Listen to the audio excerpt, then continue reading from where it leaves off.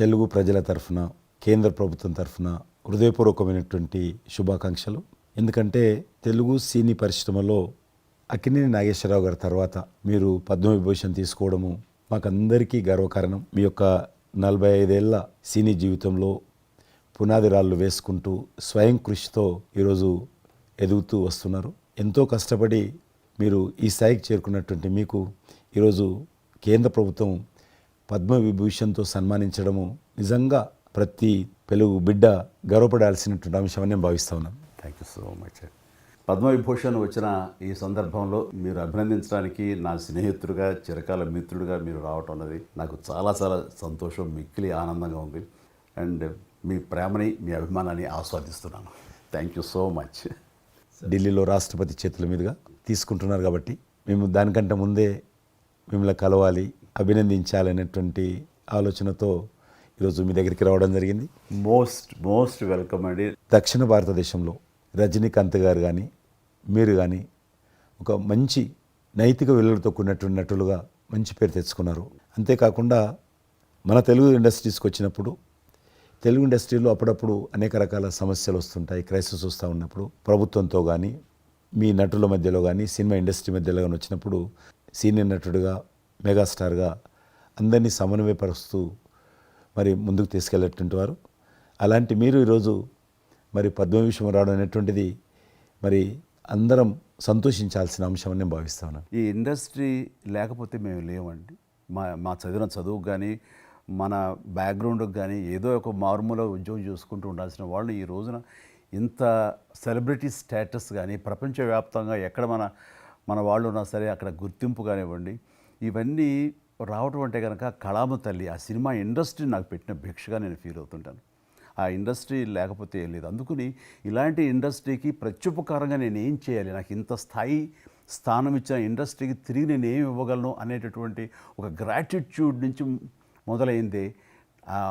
Crisis వచ్చినప్పుడు నేనేదో నా భుజం కాయాలి, నా వంతు సహాయం చేయాలి అనే ఆలోచన. ఒక ఇంటికి పెద్ద బిడ్డగా పెద్ద కొడుకుగా ఆ ఇంటి కుటుంబ బాధ్యతలకి తన వంతు సహాయం ఎలా చేస్తాడో అలాగే నిర్వర్తించాలని ఉంటుంది. కానీ ప్రతిదానికి పెద్ద నేను అనేటువంటి బేషిజానికి మాత్రం పోవాలని కారణం ఒకటి అనుకుంటే మీరంటే అందరు యాక్సెప్టబిలిటీ ఉంటుంది. అది కూడా ఆ యాక్సెప్టబిలిటీ చిన్నవాళ్ళు కానీ పెద్దవాళ్ళు కానీ ఈ రంగం కానీ ఆ రంగం కానీ మీరు ఏదైనా ఒక మాట చెప్తే దాని మీద మీరు నిలబడతారు, మిగతా వాళ్ళు కూడా మీ మాట గౌరవం ఇస్తారు. అది కారణం నేను అనుకుంటాను. సినిమా రంగం నుంచి రాజకీయాలకు వచ్చి కూడా రాజకీయాలలో మీకంటూ ఒక ప్రత్యేక స్థానాన్ని సంపాదించుకున్నారు. మీరు కొత్త ఒరవడి రాజకీయాల్లో కూడా తీసుకురావడం, మీరు చేపట్టినటువంటి ప్రచార కార్యక్రమం కానీ మీకు వస్తున్నటువంటి స్పందన కానీ అద్భుతంగా మేమందరం ప్రతి కార్యక్రమాన్ని వేరే ప్రత్యామ్నాయ పార్టీలో ఉన్నప్పుడు కూడా మీ రాకను మేము గమనించే వాళ్ళము. మీరు చేస్తున్నటువంటి ప్రచారము కొత్త ఒరవడి మీరు అద్భుతంగా చేశారు. ప్రాంతాలకు అతీతంగా మీకు స్పందన లభించింది, చాలామంది గెలిచొచ్చారు. ఒక ఆర్టిస్ట్గా నేను మంచి స్థితిలో ఉన్నప్పుడు రాజకీయాల్లోకి వెళ్ళాల్సినటువంటి ఒక పరిస్థితులు నెలకొన్నాయి.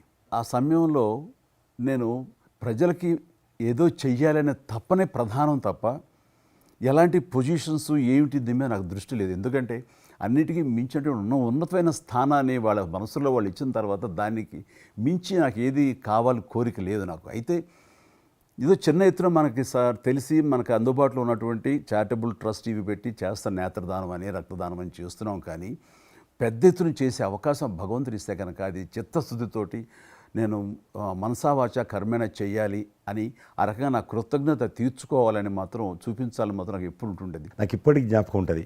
ఇది అంతకుముందు ఒకటే ఉండేది, ఇలాగ పెట్టినప్పుడల్లా ప్రతిసారి మీరే జ్ఞాపకం వస్తారు నాకు. ఎంత కీన్ అబ్జర్వేషన్. రాజకీయంగా ఉన్నప్పుడు మాత్రం నాకు ఎల్లేని సంతృప్తి ఎక్కడ లభించిందంటే ముఖ్యంగా ఇప్పుడు తమరు చేస్తున్నటువంటి శాఖ ఉంది కదా టూరిజం, అది నేను మీకంటే కొంచెం ఒక స్టెప్ ముందుగా దాన్ని నేను అవి నిర్వర్తించినప్పుడు ఆ శాఖలో మంత్రిగా నాకు పొందినటువంటి అనుభూతి కానీ లభించిన సంతృప్తి కానీ అంతా ఇంత కాదు. ఆ రకంగా మాత్రం రాజకీయాలకు వస్తే ఇంత చేయొచ్చా అనేది మాత్రం నాకు సుస్పష్టంగా నాకు అనుభవపూర్వకంగా తెలిసొచ్చింది మంత్రిగా ఉన్నప్పుడు టూరిజానికి. అది అలా అలా వెళ్ళి ఆఖరికి ఒక కల్నరీ ఇన్స్టిట్యూట్ అనేది నాకు అవకాశం తిరుపతిలో నేను వెళ్ళాను. అద్భుతమైనటువంటి ఇన్స్టిట్యూట్ అది. అంటే క్షమించాలి, అది ఇనిషియేట్ చేసి తీసుకురావడం వరకు నేను చేసి ఇంకా నేను ప్లానింగ్ అంతా మీరు ఉన్నప్పుడే జరిగింది. అంతా జరిగింది. రాబట్టడానికి ఎంత కృషి చేశానంటే అంతా ఇంత కాదు, అది మనకు రాకుండా పోయే పరిస్థితులు ఉన్నాయండి. ఆ టైం లోపల ఒక మినిస్టర్నా ఒక సూపర్ స్టార్నా అన్నీ పక్కన పెట్టేసి ఆ ప్లానింగ్ కమిషన్ చైర్మన్ ఉండేవారు మౌంటగా అహ్లూవాలియా, ఆయన దీన్ని వద్దు, మనకి ఇది వైబుల్ కాదు, ఇది ఫీజిబుల్ కాదు అంటే కనుక కాదని ఆయన గుమ్మందరికి వెళ్ళిపోయి చేతులు కట్టుకుని ఇది ఓకే చేయండి సార్, దీని ఆవశ్యకత అంతా కాదు. ఇండియాలో ఉన్నటువంటి ఎన్ని రకాల స్టేట్స్, ఎన్ని రకాల కల్చర్స్ ఉన్నాయో అన్ని రకాల వంటకాలు ఉండేటటువంటి దేశం మందే. అది నేర్పించే ఒక ఇన్స్టిట్యూషను ఈ రోజున మనకి కావాలి, అదే కల్నరీ ఇన్స్టిట్యూట్. అది మనకు వచ్చింది, దాన్ని మనం నిలబెట్టుకోవాలి. ఇది గొప్ప అవకాశం, ఎంతోమందికి ఉద్యోగం ఇవ్వటమే కాదు, మన కల్చర్ని కూడా మనం నిలబెట్టడం అవుతామంటూ ఆయనతో పోరాడి కన్విన్స్ చేసి ఓకే చేసి ఇక్కడ రాష్ట్ర ప్రభుత్వం అంటే ఆ రోజున ఉన్న రాష్ట్ర ప్రభుత్వం ఒప్పించి రేణుగుంటలో 17 ఎకరాల దాకా చేయించి ఇంకా పెట్టేస్తున్నాం, ఇక మనం స్టోన్ వేస్తున్నాం ఇక్కడ అని అనుకున్న సమయంలో ఈ రాష్ట్ర విభజన సమయంలో నేను రిజిగ్నేషన్ టెండర్ చేసి వచ్చింది. అయితే ఫైల్ సంతకం అన్నీ అయిపోయినాయి. దాని తర్వాత ఇమ్మీడియట్గా వచ్చిన కేంద్ర ప్రభుత్వంగా మీరు దాన్ని ఇంప్లిమెంట్ చేసి ఈరోజు రేణుగుంటలో అది మీరు చాలా అద్భుతంగా ఉన్నదండి. ఇంకా దాన్ని ఈ మధ్యలోనే 2 రోజుల క్రితం ఈ మధ్య నేను మా సెక్రటరీని పంపించాను. మళ్ళీ దాన్ని ఇంకా రిక్రూట్మెంట్ కానీ ఇంకా రీడెవలప్మెంట్ కానీ ఇంకా ఏ రకంగా డెవలప్, ఇప్పుడు ఆల్రెడీ మేము ఎస్వి యూనివర్సిటీతో టైప్ చేసుకుంటున్నాము, టీటీడీ వాళ్ళతో టైప్ చేసుకుంటున్నాము, కొన్ని స్టార్ హోటల్స్తో టైప్ చేసుకుంటున్నాము. ఆ రకంగా ఇంకా మీరు ఏదైతే ఆలోచన ఉండనో మీ ఆలోచన ప్రకారం దాన్ని ముందుకు ముందుకు తీసుకెళ్తాం. మీరు రాజకీయాలు ఉన్నా సినిమా రంగంలో ఉన్నా కూడా కల్మషం లేనటువంటి వ్యక్తి అని నేను భావిస్తాను. ఎవరిని పల్లెత్తు మాట అన్నారు, ఇంట్లో అన్నారు అనుకుంటే బయట అన్నారు అనుకుంటాను. పార్టీ పెట్టినప్పుడు కూడా ఎవరన్నా అక్కడక్కడ రాజకీయంగా అన్నా కానీ మీరు వ్యక్తిగతంగా అందరూ గౌరవిస్తారు ఈరోజు ఏ పార్టీలు ఉన్నప్పుడు కూడా. నేను అది ముందస్తుగా చూసింది మీలో కిషన్ రెడ్డి గారు. మిమ్మల్ని మనస్ఫూర్తిగా చెప్తున్నాను, అసెంబ్లీలోకి నేను అడుగుపెట్టినప్పుడు నేను కొత్తవాడిని. నా వెనకాల ఆల్రెడీ ఒకసారి ఎమ్మెల్యేగా చేసి రెండోసారి ఎమ్మెల్యేగా ఉన్న కిషన్ రెడ్డి గారు నా పక్క సీట్లో ఉండేవారు. ఇటు పక్క ఇంకొకరు జయప్రకాష్ నారాయణ గారు, ఆయన ఇటు పక్క చంద్రబాబు నాయుడు గారు, మరో పక్కేమో వైఎస్ఆర్, అందరూ ఉండేవాళ్ళు. వీళ్ళందరూ మాట్లాడుతుంటే, వీళ్ళందరూ రాజకీయ ఉద్దండులు మాట్లాడుతుంటే అందరిని చూస్తుండేవాడిని. అక్కడ నాకు వచ్చిన షాక్ ఏంటంటే, ఫస్ట్ ఒకళ్ళు దుయ్యబెట్టుకుంటూ తిట్టుకుంటూ అసలు దుర్భాషలు ఆడుకుంటూ కొట్లాడుకునే పరిస్థితి వస్తూ ఇక ఫినిష్ అయిపోయింది, ఇక ఒకళ్ళొకళ్ళు మాట్లాడుకోరు, ఇంకా వీళ్ళు దీర్ఘకాల శత్రువులు వీళ్ళు ఇంకా అనే ఫీలింగ్ వచ్చింది. ఇలా ఉంటుందా అనేది. బట్ దానికి విరుద్ధంగా నేను అసెంబ్లీ అయిపోగానే కార్నర్లు నడుచుకెళ్తుంటే ఎవరైతే ఇద్దరు తిట్టుకున్నారో ఒకరొకరు దూషించుకున్నారో వాళ్ళు భుజమే చేసుకుని ఏంది భయ్యా నువ్వు అలా అన్నా, నువ్వు అనలేదు భయ్యా, అరే నా నాయకుడు చూస్తున్నాడు అనకపోతే బాగుంటుందని ఇట్లా అంటుంటే నాకు షాక్ తిన్నాను, చాలా ఆశ్చర్యపోయేవాడిని. ఇది ఇలా ఉంటుందా? మీ సినిమా ఫీల్డ్ కంటే ఎక్కువ నటులు ఉంటారు, మీ సినిమా ఫీల్డ్ కంటే ఎక్కువ నటులు రాజకీయాల్లో ఉంటారేమో అలా అనిపిస్తుంది నాకు. అక్కడ అలాంటి పరిస్థితుల్లో ఒక నిబద్ధతతోటి ఇష్యూ బేస్డ్గా మాట్లాడుతూ తను అనుకున్నవి నిర్దిష్టంగా చెప్పగలిగేటటువంటి నాయకుల్లో మిమ్మల్ని అబ్జర్వ్ చేశాను. మీరు ఎక్కడ ఎవరిని దుర్భాషలాడటం నేను చూడలేదు, ఎవరిని పౌరుషంగా మాట్లాడటం చూడలేదు, ఎవరిని ఎద్దేవా చేయటం రెడిక్యూల్ చేయడం నేను చూడలేదు. మీరు ఎంతసేపు ఇష్యూ బేస్డ్గా మాట్లాడేవాళ్ళు, స్ట్రాంగ్ వాయిస్ చేసుకుని మీరు అనుకున్నది అది ఎంత కరెక్టు, ఎలా అన్యాయం జరుగుతుంది అని ప్రజలకి మద్దతుగా ప్రజల తరపున నిలబడి మాట్లాడిన నాయకుడుగానే మిమ్మల్ని చూశాను. నేను ఇప్పటికీ అలాగనే ఉన్నాను. అవును, మా పార్టీలో ఉన్న కొంతమంది కానీ బయట ఉన్నటువంటి వాళ్ళు కానీ కొంత మీడియా విలేకరులు కానీ నువ్వు ఆ రకంగా మెత్తగుంటే లాభం లేదు, ఇప్పుడు రాజకీయాలలో నువ్వు కూడా పరుషంగా మాట్లాడాలి, వ్యక్తులను చాలా గట్టిగా మాట్లాడాలి అంటారు. కానీ నేను అదే అంటాను, నేను ఇప్పుడు మారలేను, నాకు అవసరం కూడా లేదు, నేను ఇలానే ఉంటాను. నేను గతంలో ఏ రకమైనటువంటి వాజ్పేయి గారు, లాల్ కృష్ణ అద్వానీ గారు, మా తెలంగాణలో మా వీరామారావు గారు, వెంకయ్యనాయుడు గారు, దత్తాత్రేయ, ఇదంతా నాకు నేర్పారు వాళ్ళు. నేను చిన్నగా ఉన్నప్పుడు నా చేయి పట్టుకొని నడిపారు వాళ్ళు. కాబట్టి నేను ఏ రోజు కూడా చిన్న పొరపాటు చేయకూడదు అనేటువంటి దాంట్లో ఉన్నాను. నేను ఎప్పుడన్నా రాస్తారోకో చేసేవాళ్ళం. రాస్తారోకే మాకు వీరామారావు గారని సిక్కిం గవర్నర్ ఉండే ఎమ్మెల్సీ, ఆయన వెంటనే ఫోన్ చేసేవాడు. నువ్వు ఎక్కడన్నా పోతున్నప్పుడు ఎవరైనా రాస్తారోకే చేస్తే ఒక 2-3 గంటలు ట్రాఫిక్ జామ్ అయితే నీకు ఎంత బాధ అవుతుంది? కాబట్టి నువ్వు రాజకీయ నాయకుడు అయినంత మాత్రాన రోడ్డు ఆపేసి ప్రజలను ఇబ్బంది పెడితే ప్రజలకు మేలు చేయాలనుకుంటున్నావా, ప్రజలు ఇబ్బంది పెట్టాలనుకుంటున్నావా? ఈ రకంగా ప్రశ్నించేవాడు. నేను ఎవరైనా ముఖ్యమంత్రులది దిష్టిబొమ్మ తగలబెడితే ముఖ్యమంత్రి తగలబెట్టొద్దు, కావాలంటే గవర్నమెంట్ తగలబెట్టు, వ్యక్తి ఆ రకం చిన్న చిన్న విషయాలు నాకు ఫ్యాంటాస్టిక్ సార్. ఈ రోజుల్లో ఎంతమంది ఇలా ఆలోచించే నాయకులు ఉన్నారు, ఎంతమంది స్టేట్స్మెన్లు ఈ రకమైన సలహా ఆ తర్వాత వచ్చే యంగ్ నాయకులకి సలహా ఇచ్చేవాళ్ళు ఉన్నారు. అవన్నీ కరువడిపోతున్నాయి. ఇవన్నీ కూడా చరిత్రలో జరిగేవంట అనే స్థితిలాగా ఉంది మీలాంటి వాళ్ళు లేకపోతే కనుక. ఈరోజు మనము స్వాతంత్రం వచ్చి 75 సంవత్సరాలైంది. ఈ 75 సంవత్సరాల్లో మనం అనేక రకాలుగా అభివృద్ధి చేసుకున్నాము, ప్రాజెక్టులు కట్టుకున్నాము, ముందుకెళ్ళాము, కొంత మెరుగైనటువంటి పరిస్థితి వచ్చింది. కానీ మన తర్వాత వచ్చినటువంటి స్వాతంత్రం వచ్చినటువంటి దేశాలు కూడా డెవలప్డ్ కంట్రీగా ఎమర్జ్ అయినాయి. మనం ఇంకా డెవలపింగ్ కంట్రీ, అభివృద్ధి చెందిన దేశంగా ఎదగలేదు. కానీ దురదృష్టం ఏంటంటే మనకు టార్గెట్ పెట్టుకోలే, ఎప్పటి లోపల మనం లక్ష్యం చేరుకుందాం అనేది ఎక్కడ కూడా పెట్టుకోలేదు. ఇంకో 75 సంవత్సరాల తర్వాత ఇట్లనే ఉన్నాం అనుకో, ఇంకో 75 సంవత్సరాల తర్వాత కూడా వెనక తిరిగి చూస్తే మనం డెవలపింగ్ కంట్రీగా ఎమర్జ్ కాము. అందుకే ఈ మధ్యలో మన కేంద్ర ప్రభుత్వము ఒక టార్గెట్ పెట్టుకుంది. ఇప్పుడు కమింగ్ 25 ఇయర్స్ ప్రపంచంలో అత్యధికమైనటువంటి యూత్ పాపులేషన్ ఇండియాలో ఉంటుంది. ఎగ్జాక్ట్లీ. కాబట్టి ఈ 25 ఇయర్స్ అమృతకాలం అంటారు దీన్ని. ఎగ్జాక్ట్లీ. ప్రధానమంత్రి కూడా అప్పుడప్పుడు అంటుంటారు ఇది అమృత కాలము. కాబట్టి ఈ 25 ఇయర్స్ మన యూత్ కానీ ప్రతి ఒక్క ఫీల్డ్ కానీ మనము ఇప్పుడు సినిమా ఫీల్డ్ అందుకు సినిమా ఫీల్డ్ 2047లో ఏ రకంగా ఉండాలి, ప్రపంచాన్ని ఏ రకంగా డామినేట్ చేయాలి, అగ్రికల్చర్ ఏ రకంగా డామినేట్ చేయాలి, ఇండస్ట్రీ ఏ రకంగా డామినేట్ చేయాలి, ఎన్జిఓస్ ఏ రకంగా పనిచేయాలి, ఆర్థిక వ్యవస్థ ఏ రకంగా ఉండాలి, ఆ రకంగా ఎవరికి వారు 140 కోట్ల మంది మనం అనుకొని 2047 లోపల 100 సంవత్సరాల స్వాతంత్ర పండుగ జరుపుకుంటాము. ఆ రోజుకు మనం అభివృద్ధి చెందిన దేశంగా ఎదగాలి. ఇంకొక మాట అంటారు ప్రధానమంత్రి గారు, అప్పుడు ఏ పార్టీ ఉంటుందో అధికారం మనకు అనవసరం. అప్పుడు ఎర్రకోట నుంచి ఏ ప్రధానమంత్రి ఏ వ్యక్తి జాతీయ పతాకం ఆవిష్కరిస్తారో మనకు సంబంధం లేదు, ఎవరైనా ప్రజలు అనుకుంటారు. కానీ ఆ రోజుకు మన దేశం ప్రపంచంలో డెవలప్డ్ కంట్రీ స్థాయికి ఎదిగి 3, 4, 5 ఉంటే అట్లో మన దేశం ఉండాలి అనేది అని ఈరోజు మనం అందరం ఒక లక్ష్యంగా పెట్టుకొని ముందుకెళ్తే యూత్ ఏదైతే అంటున్నారో మీరు, ఆ యూత్ కూడా మరి వాళ్ళ జీవితం సాఫల్యం చెందినట్టు అవుతుంది. ఇప్పుడు డెవలప్డ్ కంట్రీస్లో మనది ఆర్థికంగా చూసుకుంటే కనుక ఆర్థిక వ్యవస్థగా మనది 5వ కంట్రీగా డెవలప్ అయింది. లార్జెస్ట్ ఎకానమీ ఈ మధ్య కాలంలో, ఈ మధ్య సంవత్సరాల్లో, ఒక దశాబ్ద కాలం లోపల. ఇప్పుడు వచ్చే 5 సంవత్సరాల్లో మనం థర్డ్ ప్లేస్ చేరుతాం. ఇప్పుడు యూకే లాంటి మనల్ని పరిపాలించి ఆక్రమించుకొని పరిపాలించినటువంటి బ్రిటన్ కూడా వెనకకి నెట్టేసి 5వ స్థానానికి వచ్చేసాం. వచ్చేటువంటి 5 సంవత్సరాల్లో ఖచ్చితంగా మనం 3వ స్థానంలోకి లార్జెస్ట్ ఎకానమీ కంట్రీగా మనం ఎమర్జ్ అవుతాం. 100%. అవన్నీ ఇప్పుడు జరుగుతున్నటువంటి ఈ యొక్క డెవలప్మెంట్స్, ఈ ఆర్థిక సంస్కరణలు ఇవన్నీ చూస్తుంటే ఖచ్చితంగా ఆ రోజు ఎంతో దూరం లేదు మీరు చెప్పినట్లుగా. మీ తెలిసి మధ్యలో G20 సమావేశాలు నిర్వహించినప్పుడు నేను మీతోటే మాట్లాడాను.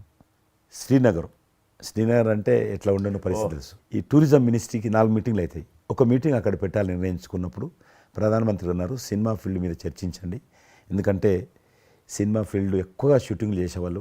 మేము చిన్నగా ఉన్నప్పుడు జమ్మూ కాశ్మీర్ వెళ్ళలేదు వివరం కూడా, కానీ దేశంలో ఉన్నటువంటి కోట్లాది మంది కాశ్మీర్ అందాలను చూశారు సినిమాల కారణంగా. ఎవరు పోలేదు అక్కడికి, కానీ చూశారు. కాబట్టి ఆ సినిమా ఫీల్డ్కి సంబంధించినటువంటి సెషన్ పెట్టాలి మీరని చెప్పి ప్రధానమంత్రి గారు చెప్పి ఆయన ఆదేశించిన తర్వాత ఈ సినిమా ఫీల్డ్కి చంపి అన్ని దేశాలకు సంబంధించినటువంటి ప్రముఖులందరినీ కూడా ఆహ్వానించాం. అప్పుడు మేము మీటింగ్ పెట్టాలంటే పాకిస్తాన్ అన్ని దేశాలకు లెటర్స్ రాసింది, చైనా లెటర్స్ రాసింది, టెర్రరిస్ట్ ఆర్గనైజేషన్స్ అన్నీ కూడా హెచ్చరించాయి. జమ్మూ కాశ్మీర్కి వస్తే, Kashmir is a disputed place అది, కాబట్టి ఎవరు రావద్దు, వస్తే మాత్రము ఏమైనా అవుతే మాకు సంబంధం లేదని పాకిస్తాన్ కూడా అందరూ హెచ్చరించారు. బట్ ప్రైమ్ మినిస్టర్ చెప్పాడు, ఎట్టి పరిస్థితుల్లో మీటింగ్ పెట్టి తీరాలి, నువ్వు నాకు అనవసరం, నీకేం కావాలో నేను అన్ని ఏర్పాటు చేస్తాను. ఆ తర్వాత నేను మీతో మాట్లాడి ఆ రోజు అప్పుడే కాశ్మీరు అని అనగానే మీరు కాశ్మీరు లోయల్లో కన్యాకుమారి ఇలాంటి సాంగ్స్ ఎన్నో మాకు గుర్తుకొచ్చినాయి. అలాంటిది మళ్ళీ మీరు మీ పార్టిసిపేషన్ ఉంటే బాగుంటుంది అనుకున్నప్పుడు ఆ టైంలో నేను రాలేని పరిస్థితిలో రామ్ చరణ్ వస్తే బాగుంటుంది, అతను RRR సినిమా ఆస్కార్ అవార్డు తోటి తను మంచి ఆస్కార్ అవార్డు వచ్చింది, బాగుంటుంది ప్రధానమంత్రి గారు చెప్పాను. అప్పుడు అందరూ ఫారినర్స్ డెలిగేట్స్ అందరూ కూడా ఏ సినిమా సాంగ్ అది నాటు సినిమా డాన్స్ చేశారు అక్కడ. ఎవరు మన కొరియన్ మినిస్టర్.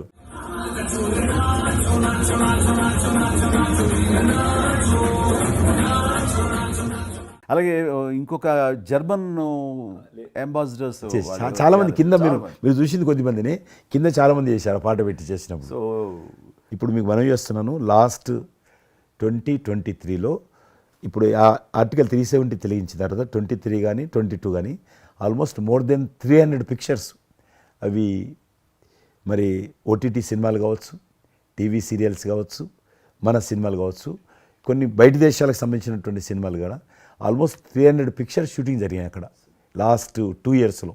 మళ్ళీ తిరిగి మీ ప్రభావంతో ఆయన నరేంద్ర మోడీ గారి చొరవతోటి ఇలాగా G20 కల్చర్ ముఖ్యంగా టూరిజం సంబంధించి సినిమాలను ఎంకరేజ్ చేస్తూ మీరు తీసుకున్న చొరవ, అందులో రామ్ చరణ్కి మీరు ఇచ్చేటువంటి ప్రాధాన్యత ఇవన్నీ కలిపినప్పుడు ఫస్ట్ నా వైఫ్ తన ఫ్రెండ్స్ తోటి ఎక్కడికి వెళదాం ఈ హాలిడే అంటే వాళ్ళ ఫ్రెండ్స్ అందరు కలిపి కాశ్మీర్కి వెళ్ళారు. అన్నిటికీ మించి మన భారత జాతీయ జెండా ఆడుతున్నది. మీకు తెలుసలేదు, మా పార్టీ తరఫున మాకు మురళీ మనోహర్ జోషి గారు ఉండేవారు, పార్టీ అధ్యక్షుడు అద్వానీ గారి తర్వాత. ఆయన కన్యాకుమారి నుంచి కాశ్మీర్ వరకు యాత్ర తీసాము. ఏంటో తెలుసా డిమాండ్? అక్కడ శ్రీనగర్లో జాతీయ పతాకం ఎగరడం, దానికోసం ఉద్యమం. చూడండి, ఒక జెండా ఎగరడం కోసం. ఆడికి మిలిటరీ మధ్యలో, పోలీస్ ఫైరింగ్ల మధ్యలో ఒక జెండా, మేము జమ్మూ కాశ్మీర్ కానీ ఆపేశారు మమ్మల్ని. అక్కడ నుంచి విమానం, మిలిటరీ విమానంలో తీసుకుపోయి ఆయన ఒక్కరిని అక్కడ జెండా ఎగిరినట్టు చేసి మళ్ళీ తీసుకొచ్చారు. దల్ లేక్ అని ఉంది అక్కడ, ఉన్నది కదా. మొన్న 15th ఆగస్ట్, ఇంతకుముందు 15th ఆగస్ట్ ఏదైతే మనము 70 సంవత్సరాల పండుగ జరుపుకున్నాము, 50,000 మంది అమ్మాయిలు, అబ్బాయిలు, స్కూల్ పిల్లలు అందరూ చేతులలో 3 రంగుల పతాకాలు పట్టుకొని దల్ లేక్ చుట్టూ ఊరేగింపు చేశారు. అది మార్పు. ఇంకొకటి నాకు సంతోషం ఏంటంటే, మీరు రాజకీయాలకు రాకముందే మీకంటూ ఒక ప్రత్యేక స్థానం సర్వీస్ యాక్టివిటీలు, చిరంజీవి చారిటబుల్ ట్రస్ట్ చాలా పెద్ద ఎత్తున చేయడం అనేటువంటిది నిజంగా అది చాలామందికి ఆదర్శమైంది. మిమ్మల్ని చూసిన తర్వాత చిరంజీవి గారు పెట్టిన అంత పెద్ద నటు పెట్టడం మనం చేయకూడదని వాళ్ళ స్థాయిలో పెట్టినటువంటి చాలా సంస్థలు మీ నుంచి స్ఫూర్తి తీసుకొని పెట్టారనేది నాకు తెలిసిన వాళ్ళు కూడా చాలామంది చెప్పారు. కాబట్టి అది గొప్ప విషయం. మీకు ఎందుకు వచ్చింది ఐడియా? అది ఏదైనా సరే ముందు మన మనసులో తిరిగి ప్రత్యుపకారంగా ఏదైనా చెయ్యాలి అనే భావం ఒకటి ఉంటేనండి, అవకాశాలు ఎదురుగా ఉంటాయండి మన ఎదురుగా. అలా చూసినప్పుడు ఆ టైంలో రక్తం దొరకక చనిపోయే వాళ్ళు చాలామంది ఉన్నారు. అది గర్భస్రావంతో, డెలివరీ సమయంలో, యాక్సిడెంట్ సమయంలో కొంతమంది క్షతగాతులు, అట్లాగా లుకేమియా కానివ్వండి, క్యాన్సర్ కానివ్వండి, ఇలాంటివి తలసేమియా కానివ్వండి, ఇలాంటి చాలామంది ఉన్నారు. ఇంతమంది జనాభా ఉన్న ఈ దేశంలో రక్తం ఇచ్చేవాళ్ళు లేకుండా పోయారు. ఎందుకంటే రక్తం అనేది ల్యాబుల్లో తయారు చేసేది కాదు, ఒక మనిషి మరొక మనిషికి దానం ఇస్తేనే జరిగేది. సో ఆ మాత్రం ఆల్టర్నేటివ్ లేదు, లేదు, ప్రత్యామ్నాయం లేదు. సో ఇది కేవలం మంచి మనసుతోటి ఉండేవాళ్ళు ఇచ్చేదే.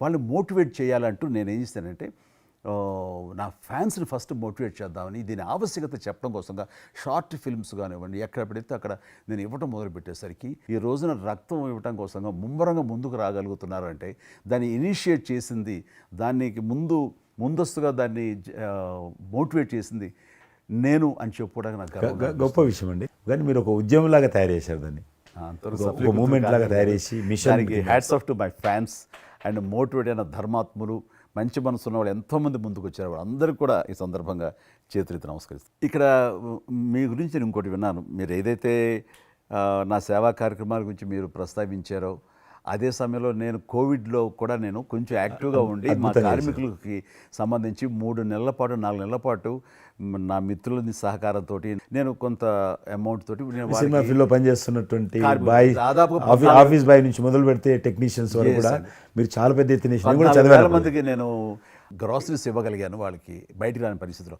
బట్ అదే పరిస్థితిలో మీరు దేశవ్యాప్తంగా, మీరు ముఖ్యం ఇక్కడ మన రాష్ట్రానికి సంబంధించి తెలంగాణలో మీరు ఫ్రంట్ లైన్లో ఉండి ప్రతి వాళ్ళని పరామర్శిస్తూ, ప్రతి హాస్పిటల్కి వెళుతూ, ఎవరైతే ఆ రోజున ఫ్రంట్ లైన్ హీరోస్ ఉన్నారో వాళ్ళందరినీ పరామర్శిస్తూ మీరు అద్భుతంగా పెద్ద ఎత్తున చేశారు.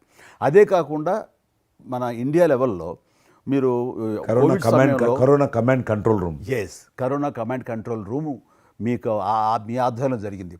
అప్పుడు మీరు చేసిన సేవల గురించి దేశం ప్రస్తావించారు. అంటే అప్పుడు నోడల్ మినిస్ట్రీ, హోమ్ మినిస్ట్రీ ఉండింది. ఏమైనా డైరెక్షన్స్ దేశానికి ఇవ్వాలన్నా, రాష్ట్ర ప్రభుత్వాలకు ఇవ్వాలన్నా, లాక్డౌన్ ఎక్కడ పెట్టాలి, ఎక్కడ పెట్టకూడదు, ఎప్పుడు పెట్టాలా, లాక్డౌన్లో ఏ స్థాయికి వెళ్ళాలా, అన్నీ కూడా హోమ్ మినిస్ట్రీ ఇచ్చేది. నేను అప్పుడు హోమ్ మినిస్ట్రీలో ఉన్నాను. ప్రజలకు రోజువారీ అవసరమైనటువంటి 24 మినిస్ట్రీస్, 3 జాయింట్ సెక్రటరీస్ ఒక్కొక్క మినిస్ట్రీ నుంచి 8 గంటల చొప్పున హోల్ నైట్ టు డే 24/7 ఆ బ్యాచ్ కరోనా కంట్రోల్ రూమ్లో కూర్చోవాలి. ఆ రకం కూర్చున్నప్పుడు దానికి యాజ్ ఎ మినిస్టర్గా నన్ను ఇన్ఛార్జ్ పెట్టారు ప్రధానమంత్రి గారు, అమిత్ షా గారు. చాలా అద్భుతంగా నేను కూడా ఆల్మోస్ట్ 1.5 మంత్ ఆఫీసులోనే పడుకున్నాను.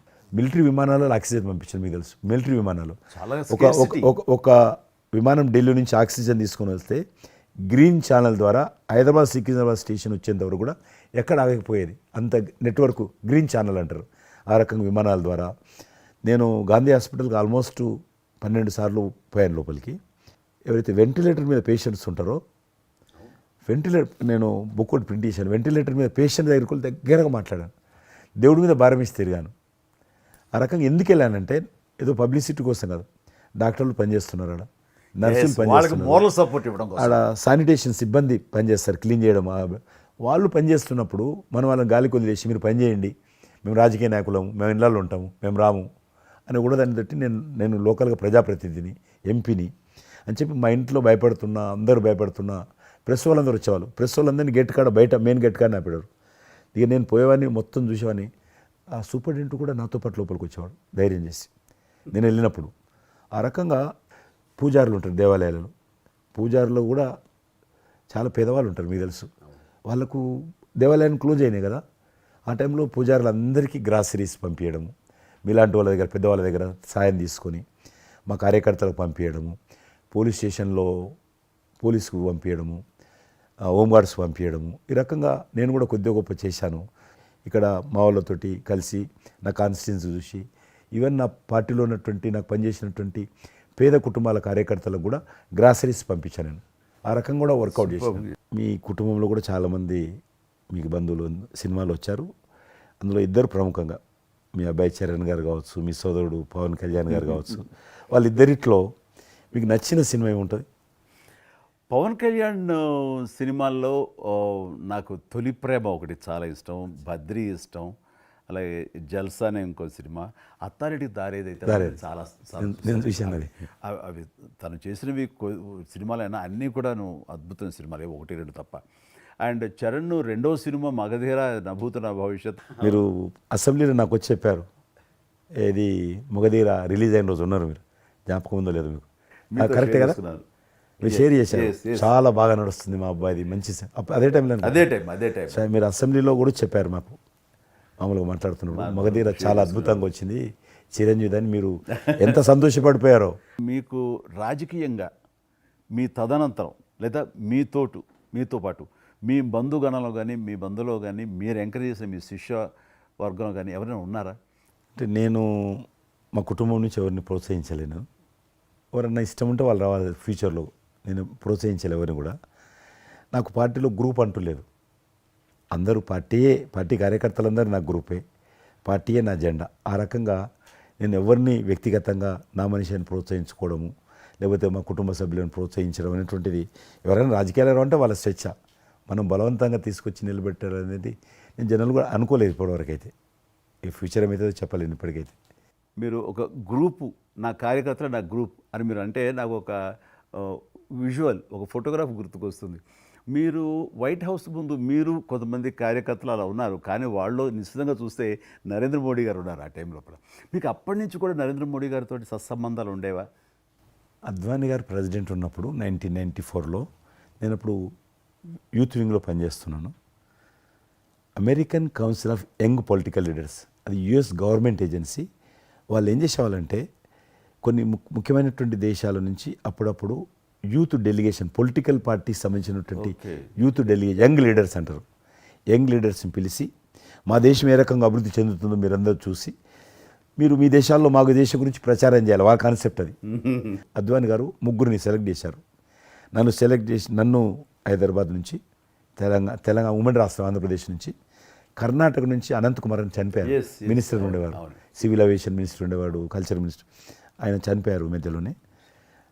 అక్కడ గుజరాత్లో ఆర్గనైజింగ్ పార్టీకి సెక్రటరీ ఉండేవాడు నరేంద్ర మోడీ గారు, అప్పుడు మినిస్టర్ కాదు ఇంకా మా ముగ్గురిని సెలెక్ట్ చేసి ఢిల్లీకి పిలిచి ఇట్లా మీరు పార్టీ తరఫున పోవాలి అని చెప్పి, నన్ను కూడా నువ్వు పోవాలన్నప్పుడు నాకు పాస్పోర్ట్ లేదు, నాకు చాలా చిన్న ఏజీ, ఫ్లైట్లో మొదటిసారి పోయినా నేను, తొందర రమ్మంటే మా పార్టీ ఫ్లైట్ టికెట్ ఇస్తే పోయాను. మాట్లాడినాక వారు చెప్పారు మీరు ముగ్గురు అని కూర్చున్నాక ఇంటి ముందోటి కటింగ్ షాప్ ఉంది. నరేంద్ర మోడీ గారి గడ్డ ఉంది, నాకు గడ్డ ఉంది చిన్నోని. మీరు ఇద్దరు క్లీన్ షేవింగ్ చేసుకురా అన్నాడు. నరేంద్ర మోడీ ఇంటి మా అమ్మ పోయిన క్లీన్ నాకు చూపించాలండి మళ్ళీ వచ్చి మళ్ళీ పోయి క్లీన్ షేవింగ్ చేసుకొని నరేంద్ర మోడీ గారు మేము ఇద్దరం ఎందుకనంటే అయినా మీరు పార్టీ రిప్రజెంట్ చేయడం లేదు, మీరు ఇండియాని రిప్రజెంట్ చేస్తున్నారు, టైంకి రావాలా, టైం పోవాలని చెప్పి మమ్మల్ని పంపించిన తర్వాత నరేంద్ర మోడీ గారు మీరు చూడండి ఆ ఫోటోలో ఆయన సంఖ్య ఒక బ్యాగ్ ఉంటుంది. ఆ బ్యాగులో పుస్తకము పెన్ ఉంటుంది. మేము రాజులాగా పుస్తకం లేదు, పెన్ లేదు, మేము పోతుంటే అందులో భాగంగానే వైట్ హౌస్ లోపల రానిచ్చేవాళ్ళు చాలా దూరంకి వెళ్ళి, కానీ చూపించేవాళ్ళు బయట ఉండే కొంత అమెరికా ఇది వైట్ హౌస్ అక్కడ కనిపిస్తుంది, అందులో అది ప్రెసిడెంట్ రూము, ఇక్కడ కనిపిస్తుంది కిచెను, ఇది కాన్ఫరెన్స్ హాలు.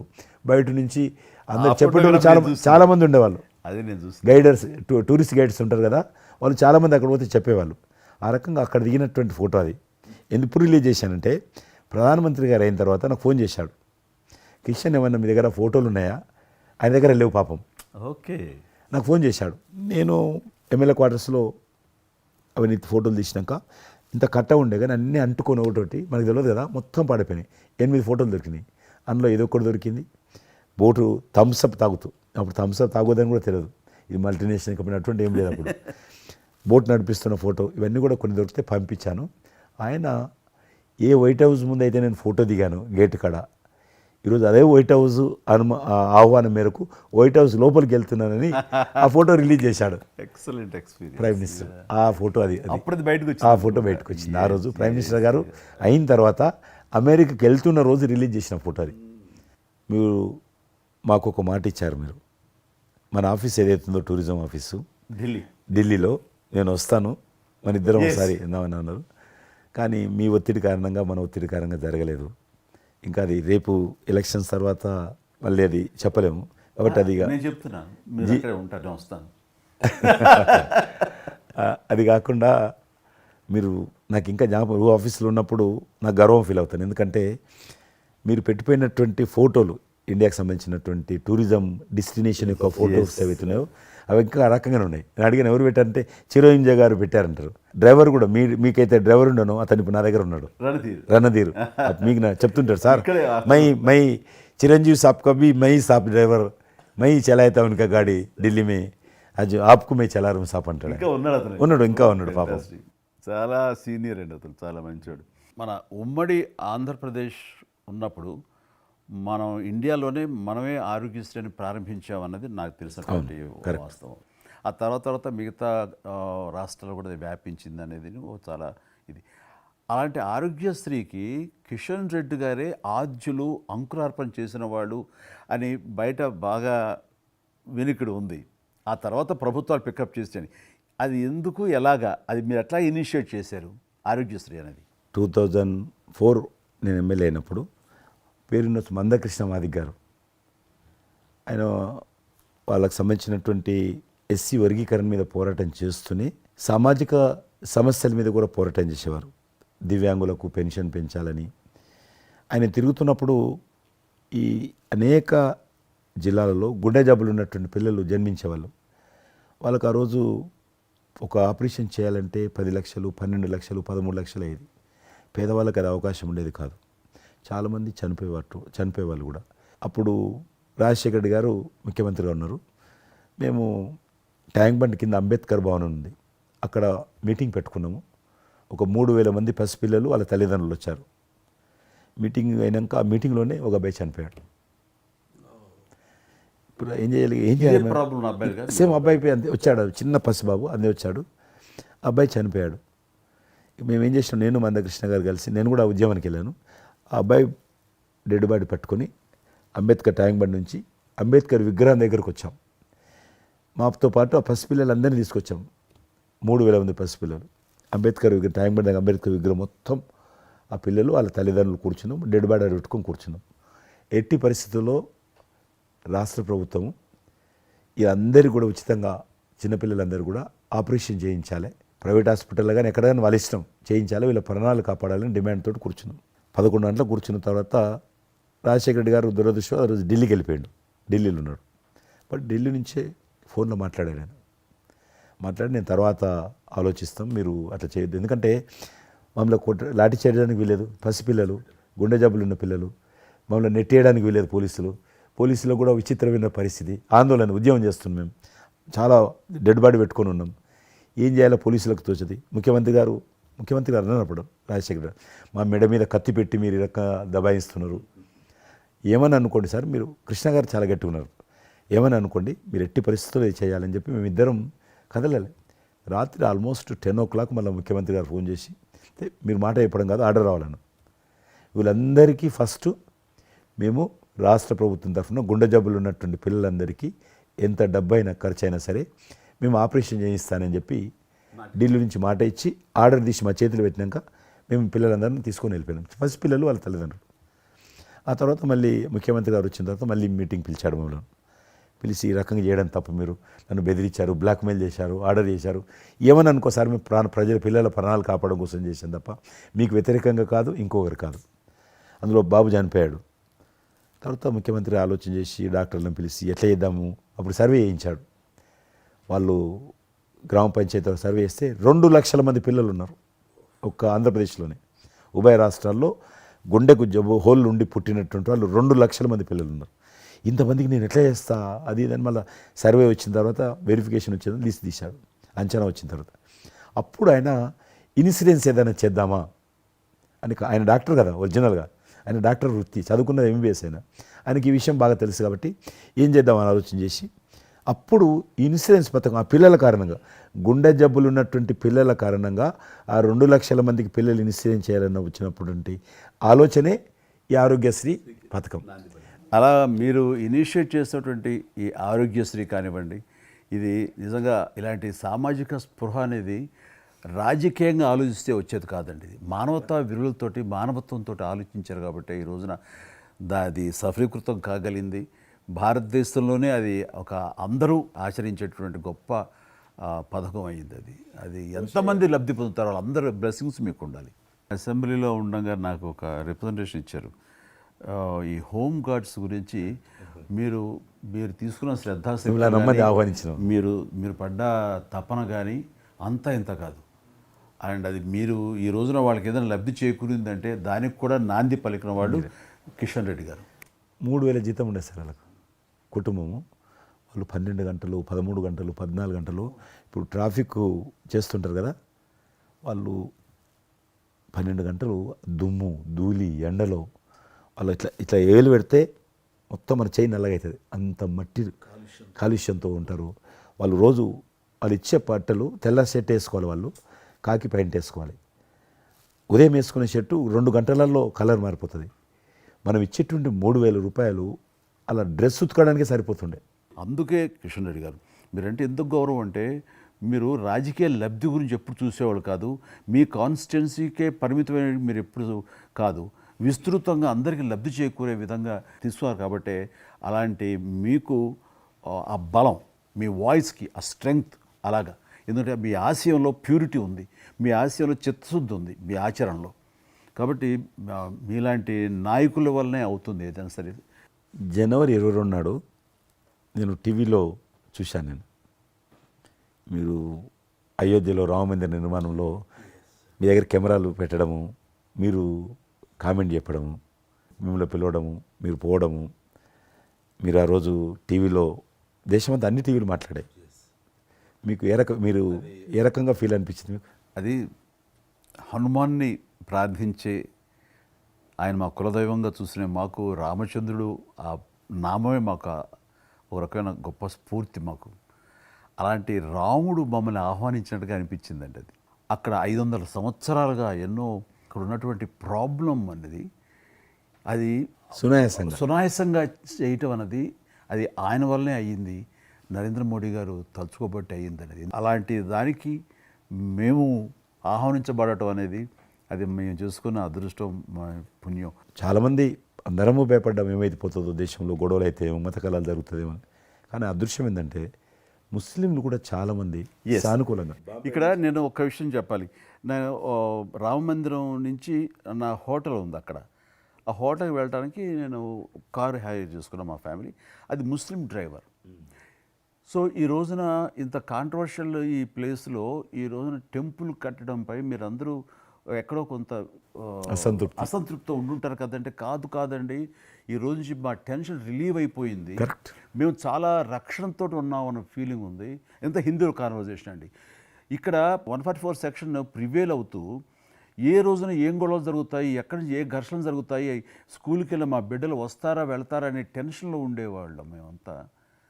అండ్ అలాంటి ఘర్షణలో వాళ్ళు ముస్లిమ్సా లేకపోతే హిందూస్ అని ఏం చూడరు కదండి, ఎవరు అందరూ సఫరర్సే. అలాంటి పరిస్థితులు ఇప్పుడు నెలకొన్న సమయంలో ఎలాంటి గొడవలు లేకుండా ముందు ఒక నిర్ణయం తీసేసుకున్నారు. ఎస్, రామ మందిరం వెల్ కట్టేశారు, అయిపోయింది. ఇక్కడి నుంచి లిఫ్ట్ చేసేసారు 144 సెక్షన్, ఇంకేం లేదు, అన్నీ సజావుగా సాగిపోతాయంటే మాకు సెక్యూర్డ్ ఫీలింగ్ వచ్చింది, మా బిడ్డలకు రక్షణగా ఉంది, మాకు ఇంకేమీ కాదన్న భరోసా వచ్చింది మాకు. వీఆర్ సో హ్యాపీ అని ఒక ముస్లిం సోదరుడు అన్నారు. ఇప్పుడు అదే మీరు ప్రస్తావిస్తున్నారు. ఇప్పుడు చాలామంది ముస్లిమ్స్ వెళ్తున్నారు చూడడానికి, దర్శనం చేసుకోవడానికి. ఒక అమ్మాయి అయితే బాంబే నుంచి నడుచుకుంటూ వచ్చింది, 22nd చేరుకుంది అక్కడ అమ్మాయి. ఓకే, నేను ఉన్నాను వెనకనే ధైర్యాన్ని ఇచ్చేటువంటి మన ప్రధాని గారు, ఈ భారత ప్రభుత్వం ఇవన్నీ కలిపి దోహదపడ్డాయి. అందుకని ఆయన ఒక మాట అన్నారు అయోధ్య టైంలో, మొన్నటిదాకా టెంట్లో రాముడిని చూసాం, ఇంకా రావుడికి ఆ పరిస్థితి లేదు, ఆయన ఒక పర్మనెంట్ స్ట్రక్చర్లో ఉంటాడు అని అన్నప్పుడు అందరూ మంచి రెస్పాన్స్ ఇచ్చారు, బాగా రెస్పాండ్ అయ్యారు. అట్లాగా ఈ రోజున ఆయన తీసుకున్న ప్రతి కార్యక్రమం కూడాను ఒక మత సామరస్యాన్ని సూచిస్తుంది. దానికి నేను ఒక విషయం కూడా చెప్తాను, మీరు చెప్పారు కదా, నేను ఎలక్షన్ ప్రచారానికి 2019లో కానీ అంత ముందుగానే వెళ్ళేవాడిని. డిఫరెంట్ రీజన్స్ మా పార్టీకి సంబంధించి కావచ్చు, ఇతరత్ర కావచ్చు. మేము వెళ్తున్నప్పుడు ముస్లిం సమాజాన్ని బస్తీలు కూడా వస్తాయి కొన్ని, మేము ఎంత మైకులు పెట్టుకొని డ్రమ్ కొట్టుకుంటూ పోయినా కూడా ఒక్కరు కూడా బయటకు వచ్చేవాళ్ళు కాదు. ఇప్పుడు పరిస్థితి త్రిపుల్ తలాక్ అని ఒకటి ఉండేది, అది ముస్లింలో ఒక సాంప్రదాయం. అది ఏదైనా భర్త కోపం వచ్చినా 3 సార్లు తలాక్ అంటే ఆడబిడ్డ ఇంటి నుంచి వెళ్ళిపోవాలి. 3 సార్లు అంటే తలాక్ అంటే వెళ్ళిపోవాలి. అయితే దాన్ని మోడీ గారు త్రిపుల్ తలాక్ సిస్టాన్ని చట్టం చేసి ఇది చేయడానికి వీల్లేదు, ముస్లిం మహిళలకు కూడా హక్కులు ఉంటాయి అని చెప్పి ఆయన చేశాడు. అప్పుడు కూడా చాలామంది భయపెట్టించారు, మత కళాలు జరుగుతాయి, అట్లా వేయొద్దు, నువ్వు ముస్లిం పర్సనల్ విషయాల్లో మీరు జోక్యం చేసుకుంటున్నారంటే ఆయన చాలా వివరంగా చెప్పాడు. ఈరోజు నువ్వు ఒక భర్తగా నీ భార్యకు తలాక్ అని ఇచ్చేసి పంపించేస్తున్నావు. రేపు నువ్వు తండ్రి అవుతావు, తండ్రి అయిన తర్వాత కూడా మీ అల్లుడు నీ కూతురుకు తలాక్ తాగని విడాకులు ఇచ్చి పంపిస్తే అప్పుడు నువ్వు ఎంత బాధపడతావు? కాబట్టి ఏ తండ్రి అయినా సరే అట్లా ఉంటుంది. కాబట్టి ఇది ఈ రకమైనటువంటి ఉండకూడదని చెప్పి ఆయన త్రిపుల్ తలాక్ రద్దు చేస్తే, నేను ప్రచారానికి వెళ్తున్నప్పుడు అంతకుముందు బయటకు వచ్చేవాళ్ళు కాదు. ఉదాహరణకు నేను ఇట్లా పోతున్నాను అనుకోని, రోడ్డు రథం మీద నేను పోతుంటే ఇటు సైడ్ నుంచి ఒక ముస్లిం అన్న భార్యను కూర్చుని పెట్టుకొని మోటార్ సైకిల్ మీద నడుపుకుంటూ వచ్చేవాడు.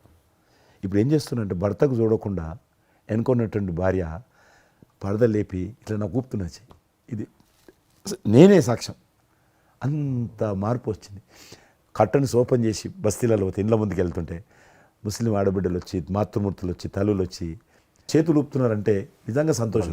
అంటే ఆడబిడ్డలో 10 కోట్ల మంది ముస్లిం ఆడబిడ్డలు ఉంటారు దేశంలో, కానీ అది రావడంతో వాళ్ళకు ధైర్యం వచ్చింది, వ్యతిరేకత లేకుండా ఏ ప్రొటెస్ట్ లేదు. అదే ఫస్ట్ ఆఫ్ ఆల్ విజయం. కాబట్టి ఈరోజు ఆ రకంగా మీరు చెప్పిన దాన్ని బట్టి వాతావరణం మార్పు వచ్చింది. ఈరోజు మత కళాలు లేవు, కర్ఫ్యూలు లేవు. హైదరాబాద్లో ఎన్ని గొడవలు జరుగుతుండే, ఒక్క గొడవ లేదు ఎక్కడ. బాంబేలో, యూపీలో ఎక్కడ చూసినా మత కళాలు ఉండేది. ఈరోజు ఆల్మోస్ట్ 98% కమ్యూనల్ క్లాసెస్ అయిపోయినాయి. ఎక్కడ కూడా కర్ఫ్యూ అనో లేదు. దేశంలో ఎక్కడో దగ్గర కొన్ని నగరాలలో కర్ఫ్యూ ఉంటుండేది, కొన్ని నగరాల్లో మత కళాలు జరుగుతుండేది. ఎక్కడో ఒక దగ్గర యూపీలోను, మధ్యప్రదేశ్లోను, మహారాష్ట్రను, ఇప్పుడు బీహార్లోను ఎక్కడ లేదు. ఈవెన్ జమ్మూ కాశ్మీర్ లాంటి రాష్ట్రంలో కూడా 144 సెక్షన్ లేనటువంటి పరిస్థితి ఉన్నది. మీరు వేయించాను, అద్భుతంగా ఉంది మాట. అది నరేంద్ర మోడీ గారు చాలా విజనరీగా ఆ రకంగా చేశారు. చాలా సంతోషం కృష్ణరెడ్డి గారు, మీరు నన్ను అభినందించడానికి అవార్డు తీసుకుంటున్న సమయంలో ఆ పురస్కరించుకుని మీరు వచ్చినందుకు, నన్ను అభినందించినందుకు ధన్యవాదాలు తెలియజేస్తూ, మీతో ఇంతసేపు సంభాషించడంలో ఎన్నెన్నో విషయాలు తెలుసుకున్నాను, నాకు అనుభవపూర్వకంగా తెలిసినవి మీతో పంచుకున్నాను. అండ్ మీలాంటి నాయకులు రావాలి, ఉండాలి, మరి ఎంతోమందికి ఇన్స్పిరేషన్గా ఉండాలి. మీ ఆశయాలు, మీ ఆచరణలు, మీ సమస్య పరిష్కార మార్గాలు, అలాగే మీ నాయకుల యొక్క ఆయన ఆశయాలు, ఆయన యొక్క మార్గదర్శకంగా మీ ముందుండి మిమ్మల్ని ముందు నడిపించే విధంగా, తద్వారా అందరూ కలిసి భారతదేశాన్ని మీరు చెప్తున్నట్టుగా అభివృద్ధి చెందిన దేశాల్లో ఒక దేశంగా పెట్టే స్థితికి మనం వెళ్ళాలనే ఆశాభావం మీ అందరితో పాటు నాకు ఉంది. అండ్ మరొకసారి మీకు ధన్యవాదాలు. తప్పకుండా మీరు జీవితంలో ఇంకా మరెన్నో మెట్లెక్కాలి, ఇంకా మీకు మంచి భవిష్యత్తు ఉంది. ఇటు సినిమా రంగానికి సేవ చేయాలి, అటు సమాజంలో కూడా సేవ చేసేటువంటి అనేక రకాల, సమాజం అంటే ఒక రాజకీయాలే కాదు, అనేక రకాలుగా మీరు చేస్తూ ఉన్నారు ఇప్పటికీ. కాబట్టి రేపు భగవంతుడు ఏం చేస్తారు ఎవరి చేతిలో లేదు. కాబట్టి మీరు నిండా నూరేళ్ళు ఉండి ఈ దేశానికి, ఈ ప్రజలకు సేవ చేయాలని నేను మనస్ఫూర్తిగా కోరుకుంటూ, మరొకసారి పద్మవిభూషణ్ అందుకుంటున్న సందర్భంగా మీరు నా హృదయపూర్వకమైనటువంటి శుభాకాంక్షలు. Thank you. అలాగే మీకు ఈ ఎన్నికలు విజయవంతం కావాలని మనస్ఫూర్తిగా కోరుకుంటూ, ఖచ్చితంగా మీరు మళ్ళీ ఏ మినిస్ట్రీలో ఉంటారో, ఎక్కడ ఉంటారో అనేది నాకు మన చేతిలో లేదు. తెలుస్తుంది. అండ్ వచ్చి మిమ్మల్ని అలా కలుస్తాను నేచర్ మాట ప్రకారం. ఆల్ ద వెరీ బెస్ట్ అండి. Good luck.